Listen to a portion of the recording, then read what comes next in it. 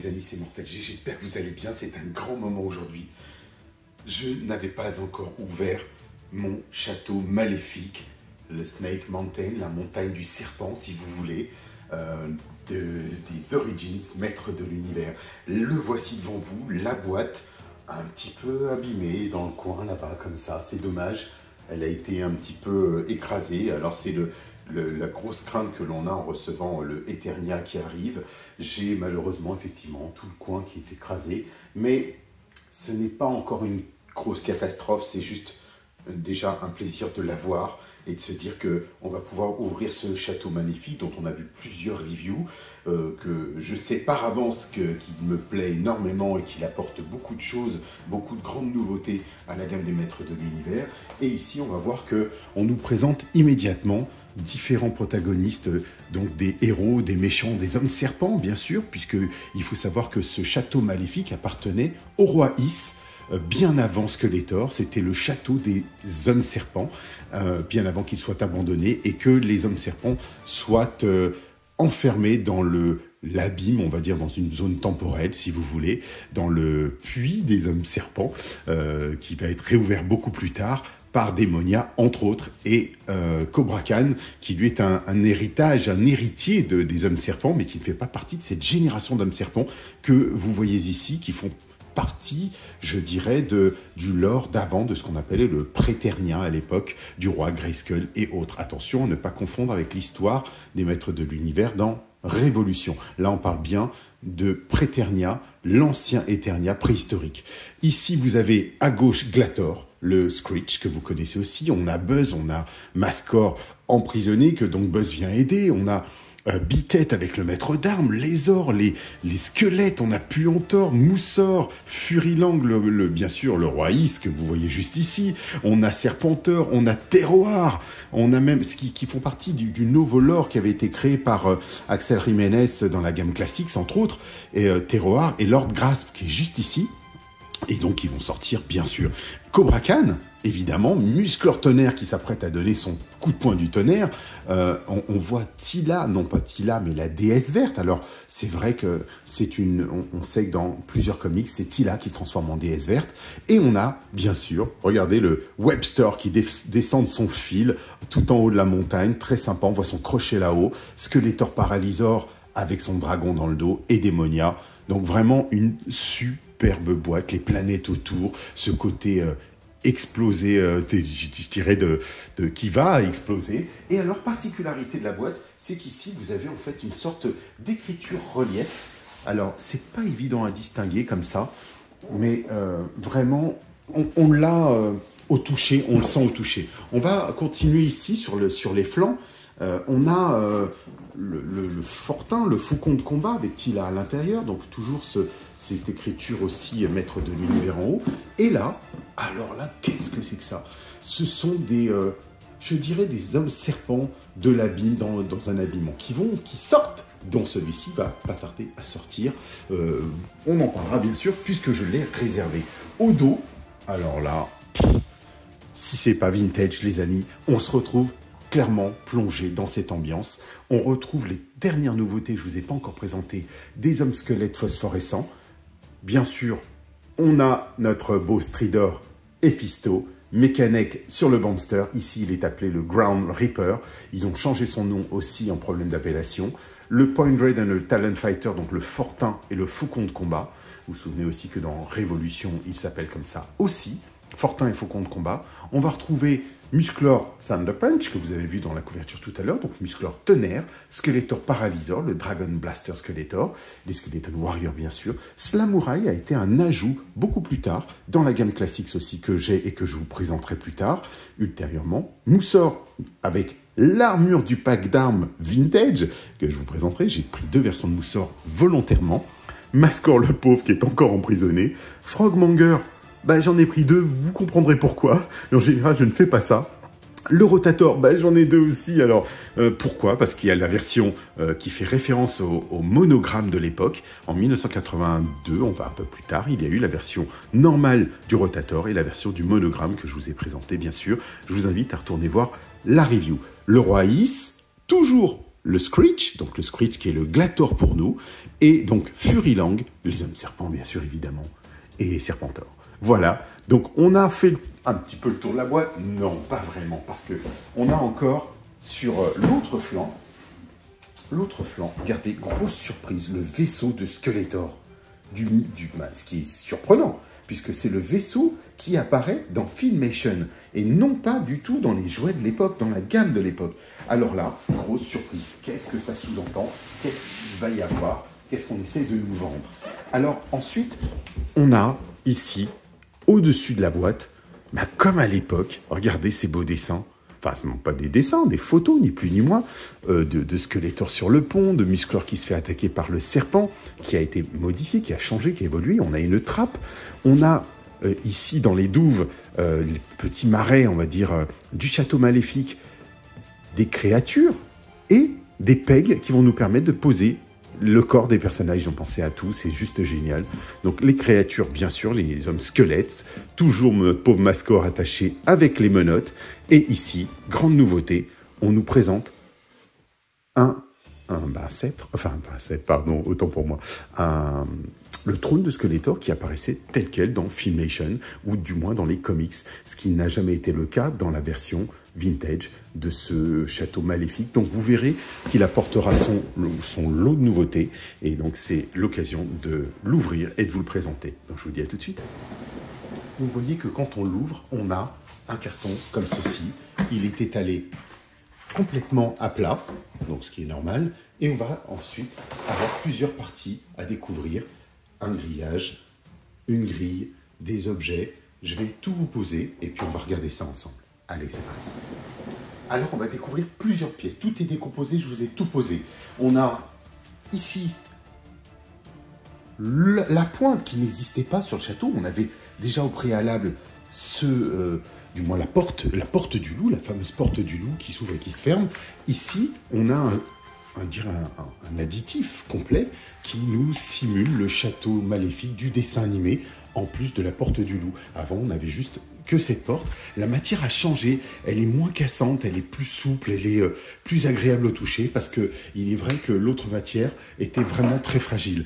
Vous allez voir aussi qu'on a le loup cette fois-ci qui est modifié. Il n'est plus du tout entièrement comme une colonne de loup, comme vous l'aviez à l'époque, puisqu'il permettait de parler, on parlait à l'intérieur, et il y avait un trou ici qui vous permet de propulser votre voix à l'intérieur, qui était transformée via le haut-parleur et qui parlait directement dans la montagne du serpent. Donc ils ont supprimé ce gimmick pour le remplacer par ce système-là.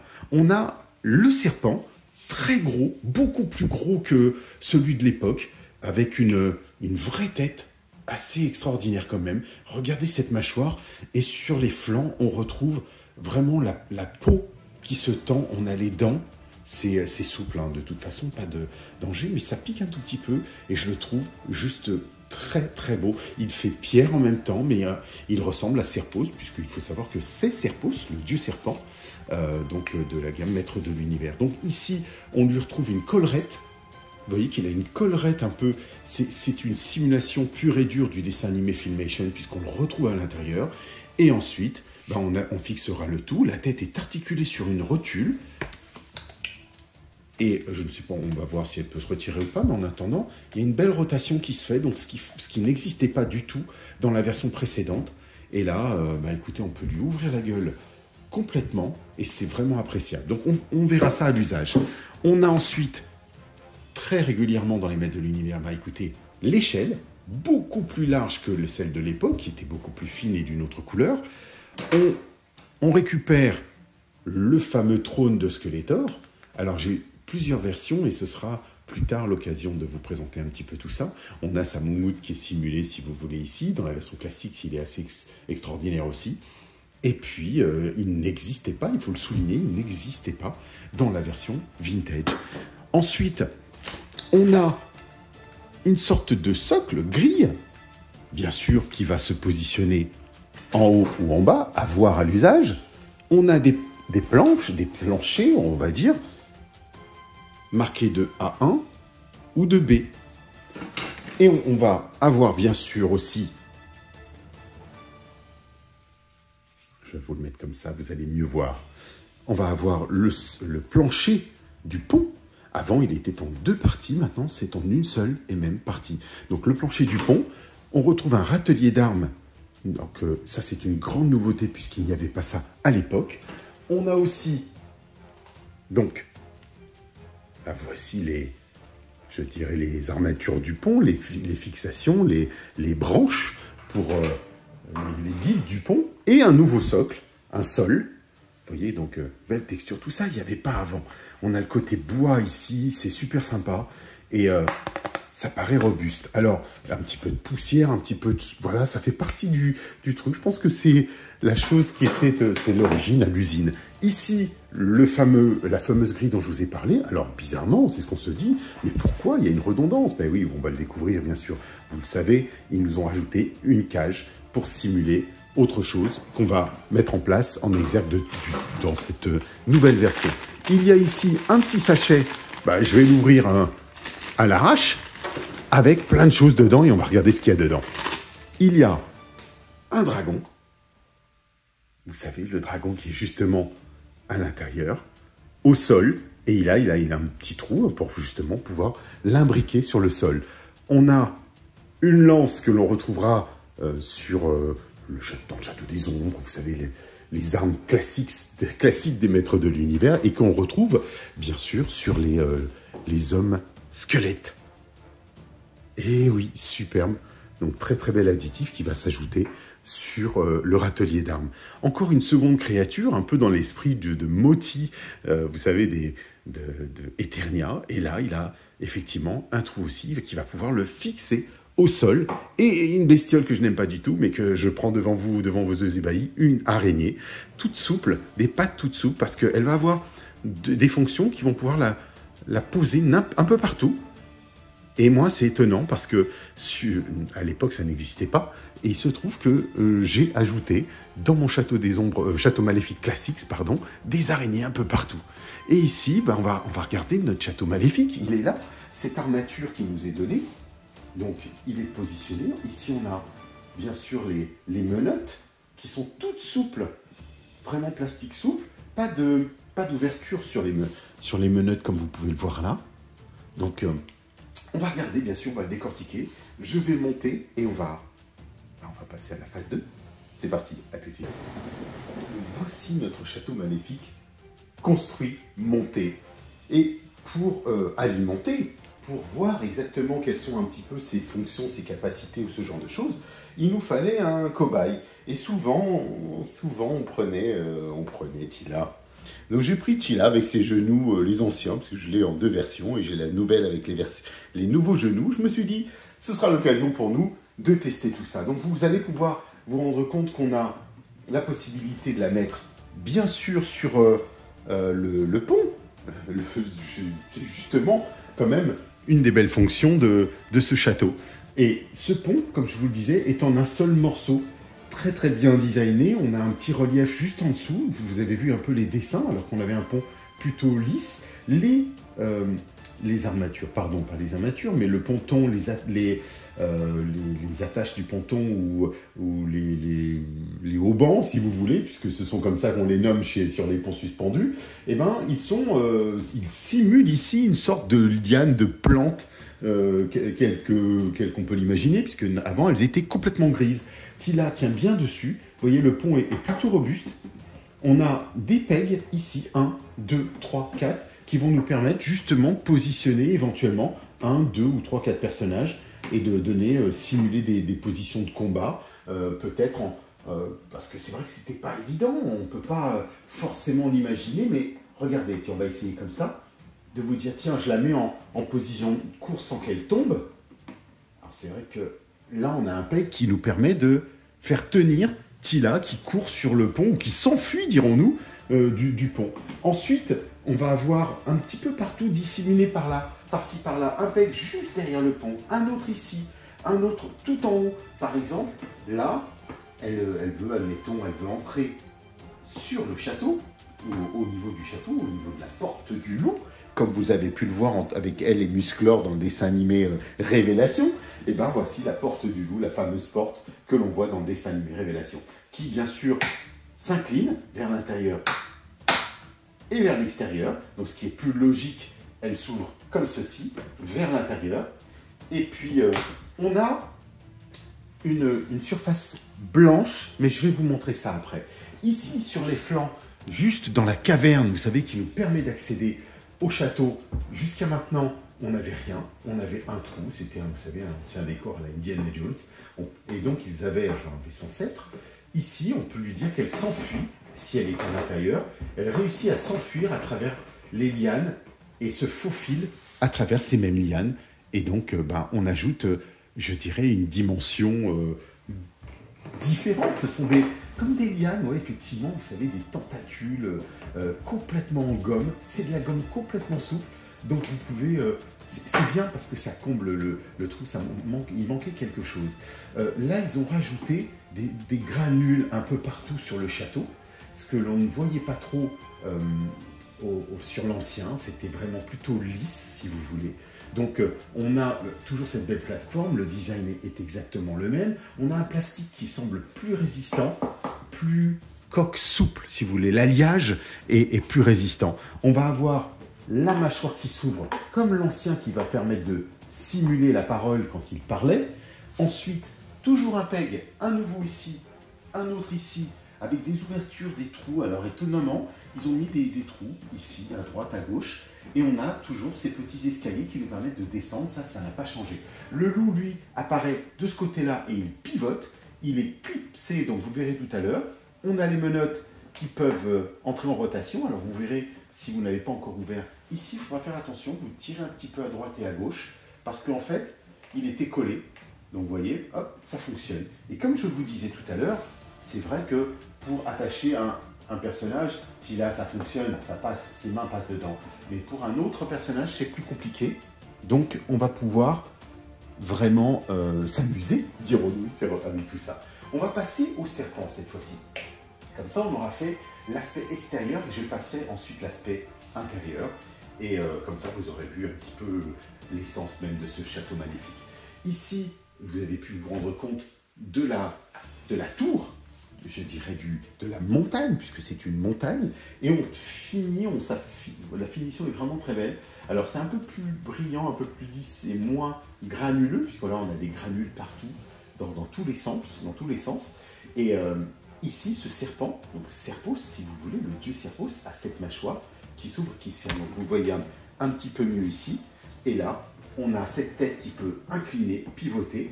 On a un axe ici. Vous entendez les cliquetis. Et on peut aussi le remonter en hauteur, le redresser si vous le souhaitez, ou le baisser et actionner, on va dire, un petit peu mieux le serpent. Avec cette rotule qui va nous permettre, pourquoi pas, écoutez, d'attraper notre Attila directement sur le ponton. Donc je vais la mettre ici, enfin du moins sur la porte du loup. Et voyons si il peut la prendre. Et dit, oui, ça fonctionne les amis. Voilà la pauvre Tila. Elle est mangée, elle est croquée par le château. Donc on va ensuite retourner. Donc je vous retrouve de suite. On va bien sûr pivoter tout ça.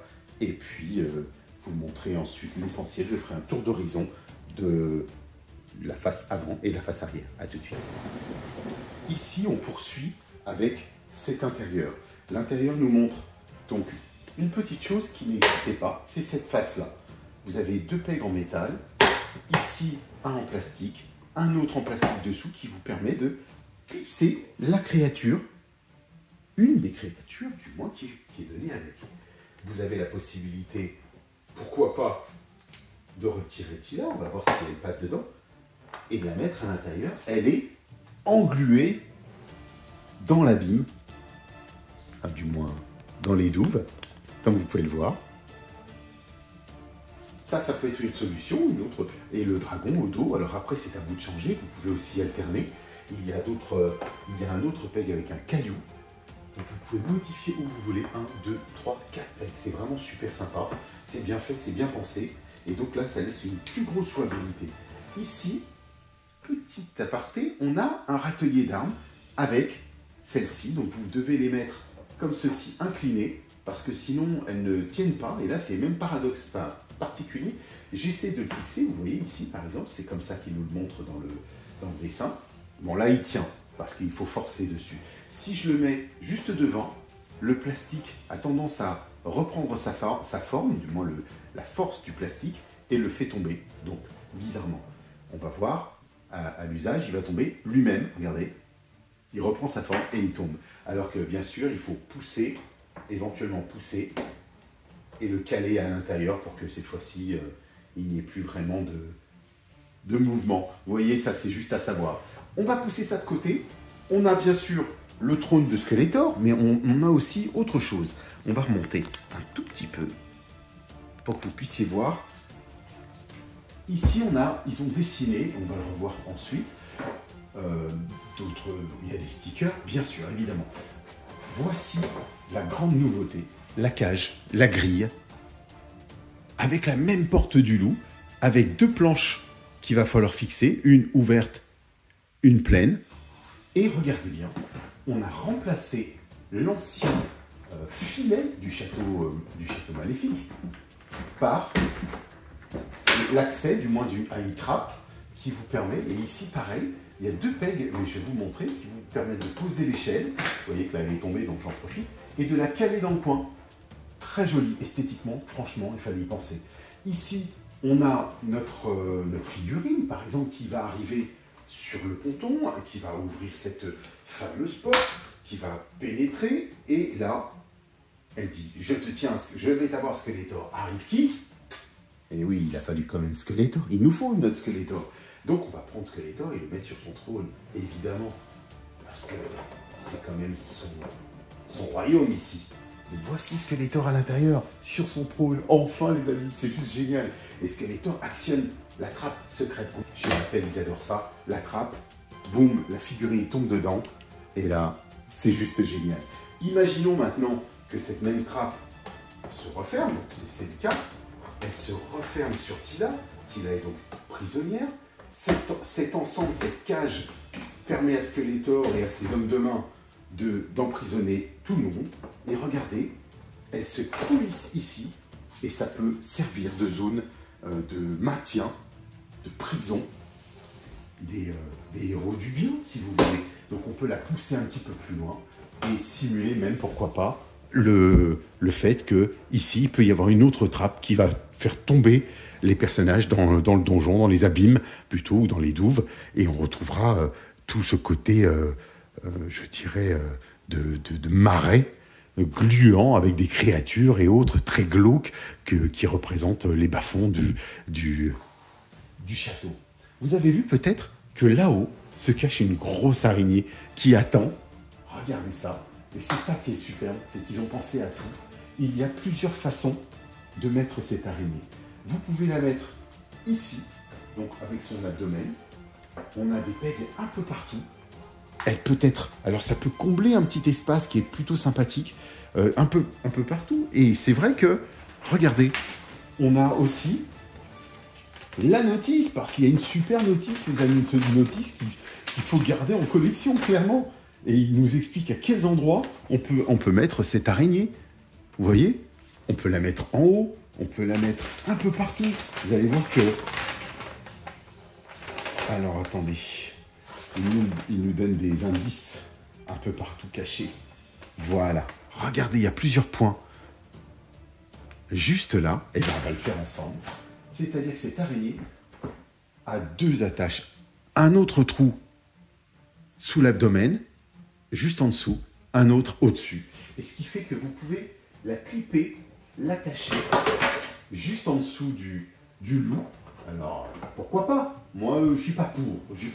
Au début, je pensais, me disais que j'allais l'attacher au-dessus du loup, sous le loup, et c'était pas mal. Du coup, elle descend tout doucement. Mais regardez, franchement, une araignée qui vous attend, soit ici, directement sur le mur, parce que moi, c'est ce que j'avais un petit peu fait sur mon Snake Mountain, ma montagne du serpent, mon château maléfique classique. Ben là, franchement, c'est très très joli. On a aussi, si on peut appeler ça joli, bien sûr. On va pouvoir, alors parce qu'il nous le précise ici, vous allez voir, on va retirer la cage et il y a un autre endroit où vous pourrez mettre l'araignée. Et là, il y a plusieurs choses, puisqu'il y a une autre araignée au sol, et ça, je vais vous le montrer.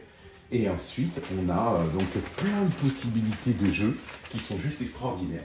Donc, on va regarder ça ensemble de suite. C'est parti. Voici par exemple Skeletor sur son trône. Et comme je vous le disais, regardez la planche, le plancher ouvert. Alors, pour des fixations, des attaches, le trône en lui-même avec... On retrouve les crânes sur les côtés, sur les flancs, qu'on retrouve vraiment un petit peu partout. Il pivote sur lui-même et si vous voulez le retirer, vous le retirez. Vous voyez qu'il y a une grosse fixation en dessous. Et on retrouve le matériel électronique, l'ordinateur, vous savez, on voyait Eternia vu du ciel. Donc vraiment très sympathique. Donc vous pouvez refixer votre trône. Regardez comme il est beau. Le loup, lui, se fixe ici, mais il peut aussi, une fois que vous jouez de l'intérieur, se retourner. Et donc, il a toutes ces petites attaches. Il a 2 clips qui viennent ici. Vous pouvez le détacher sans problème. On retrouve le peg dont je vous ai parlé juste là. Un autre pour l'araignée juste en dessous. Et là, exactement à l'identique, le dessin vintage.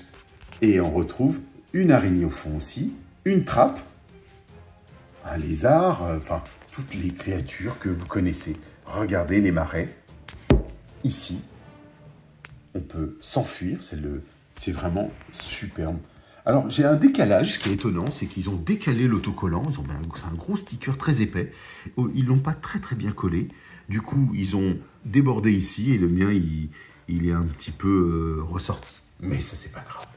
L'échelle, comme je vous le disais, il y a 2 petits pegs ici qui vous permettent de petits trous qui vous permettent de fixer, de poser l'échelle directement et de la pousser un petit peu dans le coin. Il y a 2 axes qui permettent de le faire. Ici, on a un petit caillou. Vous voyez le petit caillou ici.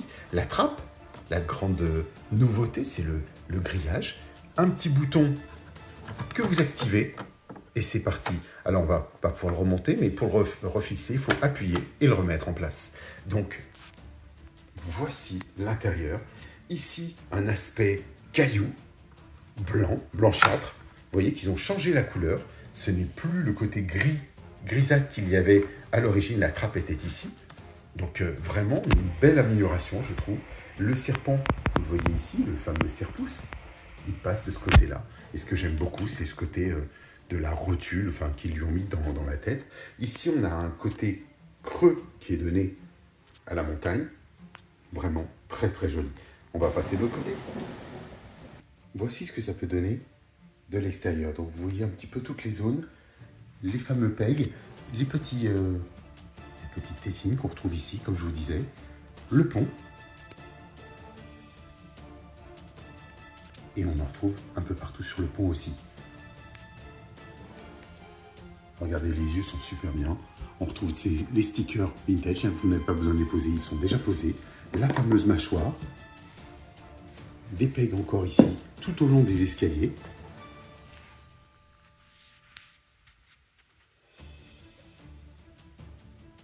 Et bien sûr, nos fameuses menottes. Complètement souples, c'est de la gomme. C'est vraiment de la gomme. Alors, à voir ce que ça va donner dans le temps. Le loup, vous l'avez vu, on est vraiment fidèle à l'ancien loup. Mais après, à voir, à l'usage.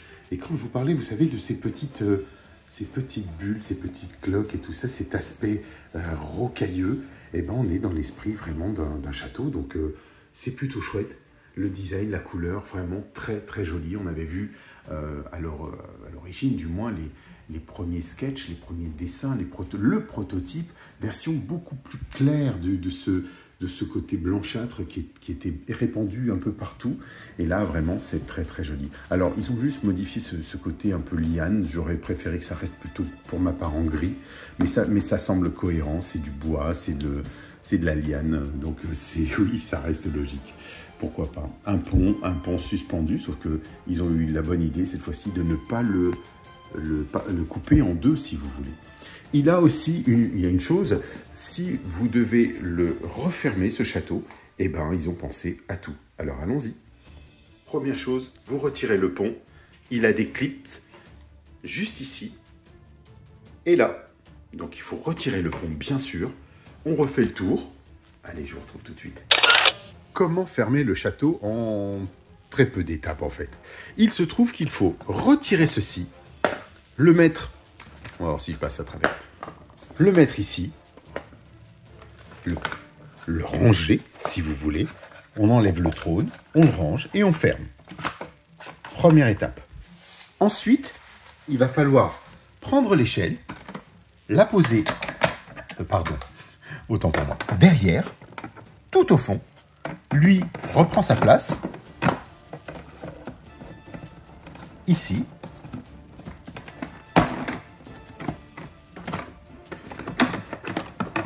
Vous pourrez positionner le râtelier d'armes comme ça.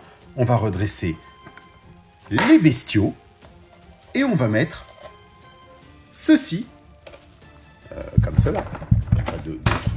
Peut-être un autre sens, pardon, autant pour moi. Et vous fermez le tout ici avec, regardez, ces petits crochets qu'on avait un petit peu comme dans l'esprit du Château des Ombres des maîtres de l'univers classique. Et vous avez votre montagne du serpent, le château maléfique, qui se ferme. Et donc, qui peut se transporter, comme à l'époque, par la poignée, du haut. Regardez comme c'est joli. Hop! Mais c'est pas tout. Et maintenant, ben, il est l'heure de la comparaison. Bien sûr. Allez, on attaque? On attaque donc la comparaison des deux châteaux. Vous voyez à peu près la taille? Regardez le serpent, comme il paraît plus petit ici, par rapport à celui-là, qui est beaucoup plus mastoc, bien sûr, articulé, rotule, la mâchoire qui s'ouvre et qui se ferme, avec ces superbes petites excroissances, on voit la peau qui s'ouvre, ces membranes, si vous voulez. Ici, on récupère un petit peu l'aspect filmation. Ici, on est dans un vrai serpent, alors avec des yeux, avec... on dirait qu'il vit. C'est le Serpos réanimé, si vous voulez. Ici, Serpos ne l'est pas. Absolument, il est dans sa forme de statue. J'aurais vraiment préféré qu'il le soit comme ça, parce que, vous verrez, je vous collerai une petite image. Et là, on est dans une sorte de playset à la Indiana Jones. C'était la maquette d'origine, si vous voulez, non pas d'Indiana Jones. Vous aviez ce trou béant, on pouvait mettre une boule telle que celle d'Indiana Jones. Vous savez, le pont avec ces lianes, ce genre de choses abîmées dessus, une tête qui n'existait pas dans je dirais, les prototypes. Le premier test qui a été fait, la tête de loup. Ici, vous voyez une tête de loup plus grosse, plus large. Alors, si je peux me permettre de les approcher, vous allez voir que on respecte les deux loups. Mais la nouvelle tête a des oreilles beaucoup plus hautes. Ici, celle-ci nous permettait de lui parler, de parler dedans et se poser en haut comme ça. Donc, l'ensemble, l'esthétique de l'ensemble est bien respectée. Là, la plateforme est toute lisse. Le design est beaucoup plus lisse, on le regardait partout, je vous disais, on avait des granules. Regardez bien, on va le comparer par exemple, vous avez sur le museau, sur le nez du monstre de Alf, vous avez par exemple des espaces complètement lisses. Ici, on a de la granule dans tous les sens, le côté un peu rocailleux que je trouve plutôt chouette, plutôt bien fait. Regardez le nez, toute la rocaille, le nez de Alf est chouette. On a une belle représentation. Il y avait un prototype aussi de ce château qui devait être beaucoup plus gris partout. On s'est un petit peu plaint pour garder la couleur d'origine. Et ben, franchement, regardez, la couleur est belle. Hein. Alors, elle est moins brillante, le plastique n'est pas le même, bien sûr. On retrouve, par exemple, cette orbe, enfin, ces orbes, ces excroissances, du moins, du château, comme des membranes vivantes, une sorte d'œuf. Regardez ce crâne, ce visage, qu'on retrouve bien sûr ici, et qu'on a été intégré aussi dans le château maléfique classique. Les lianes dont je vous parlais qui permettaient d'entrer justement par ce trou n'existent plus. Le trou était beaucoup plus long dans cette version-là. Regardez, c'est super joli, beaucoup plus brillant. Alors le mien, il brille, alors c'est comme ça, il est propre, il est nickel. Il a eu ses défauts, j'ai dû changer ceci, même si j'ai gardé les anciens que j'ai réparés. Pareil pour le pont, parce qu'il a fallu le réparer, les deux attaches. savez qu'on fait ce qu'on peut. Et ici, comme vous le voyez, le pont, lui, ne comporte pas deux parties distinctes, amovibles. On a un pont complet, c'est ce que je vous expliquais. Là-haut, sur le ponton, le premier que vous avez ici, de la même couleur que l'antre du loup. Ici, on a l'antre du loup, mais une prolongation de la montagne. Donc, pour respecter, on va dire, le côté un peu filmation et vintage. Regardez ce loup comme il est superbe. Donc, la couleur et le portail est un petit peu plus large quand même. Hein. Tout est un petit peu plus large. Vous voyez d'ailleurs ici, au niveau des articulations du pont, regardez ici, on n'a que deux petites attaches qui d'ailleurs se détachaient très facilement. Mais c'est vraiment très très chouette. Les détails sont plus prégnants ici, beaucoup plus marqués, on va dire. Et donc, on va passer cette fois-ci, avec une vue d'ensemble, en termes de taille. Qu'est-ce que ça donne tout ça? Eh bien, le nouveau château est plus grand, les amis. Alors, il est plus grand parce qu'il a cette excroissance qui lui permet de lui donner un peu plus de volume, mais il est aussi plus grand sur plusieurs aspects, sur la tête, sur le loup, sur le serpent, sur la porte en elle-même, mais à peu de choses près, vraiment c'est à peu de choses près. Ça ne se distingue pas tant que ça, mais quand on les met l'un à côté de l'autre, on se rend compte effectivement de la différence de taille. Vous allez voir qu'il y a une alcôve beaucoup plus ouverte ici, parce que quand on ferme le château, il faut pouvoir caler un serpent de cette taille-là, ce qui est beaucoup plus petit sur le précédent. Mais chacun des deux a son charme, chacun apporte son lot de nouveautés. Et regardez une grande nouveauté, c'est au centre. Au niveau des fixations centrales, du rail central, on va dire qu'on a mis une tige de métal, deux tiges de métal. Ici, à l'époque, on clipsait le tout, comme la porte que vous voyez ici. Donc on a vraiment un écart, mais on va dire que c'est revisité et ça laisse quand même une belle amélioration à notre château maléfique. Moi, franchement, je le trouve splendide. J'ai un coup de cœur pour mon château vintage parce qu'il est vintage, parce qu'on part de celui-ci, c'est l'essence pour aller vers ça, mais clairement, c'est celui qui emporte la palme pour moi, c'est lui. Dans ses ajouts, bien sûr, qu'on va regarder maintenant à l'intérieur, et on va justement basculer. À tout de suite. Nous voici à l'intérieur, dans les entrailles du château maléfique. Regardez maintenant le filet vintage, qui avait une petite accroche tout en bas, là, qui a toujours sa petite accroche, qui permet d'attacher la toile au bout et de tendre le filet en cas de chute. Et vous poussiez tout simplement ici la petite molette, et boum, la trappe, et la chevillette Shira, et ainsi de suite, et les Shira aussi. Donc voilà, on garde le gimmick du château des ombres. On a à l'intérieur des dessins inversés qui font peur. On a des créatures en fait à l'intérieur qu'on retrouvait. Et l'ordinateur, vous le distinguez, il est là. Le loup, lui, se retire ici. Bien sûr, là, il n'est pas branché. On a la petite poignée qui permettait d'activer la bouche.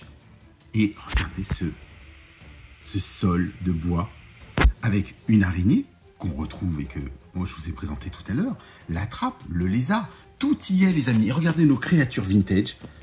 Ça n'a pas bougé. Le mien est en très bel état, on va dire. Hein. Il se cache, bien sûr, dans les douves, le fin fond du château. Et ces créatures, bah, vous les retrouvez là. Mais en vrai, et ça c'est exceptionnel. Et cette extension du château qui vous permet de le vivre, de jouer avec, de faire jouer vos figurines, de mettre, comme je vous l'avais montré, Tila ou n'importe qui, quelle que soit la figurine que vous souhaitez utiliser, bah franchement c'est le plus bel effet, je trouve. Regardez le petit caillou. Il y a sur l'ancien des cailloux, bien sûr. On respecte un peu tout ce code couleur. Enfin, ce code, vous avez ici le petit caillou. Ici, il y en a même deux. On les retrouve. Vous pouvez ajouter cette créature. Il y a on va dire un créateur qui a fait cette petite créature sur son socle. Vous pouvez donc l'acheter. Je me dis que c'est peut-être une idée à faire pour moi aussi et la rajouter juste là, comme ça, pour qu'on ait l'ensemble des créatures. Mais on retrouve vraiment ben, c'est celle qui était précédemment dans le château vintage. Ensuite, regardez l'araignée qui est là. L'araignée, on a bien sûr la trappe, le lézard, et on retrouve exactement le même.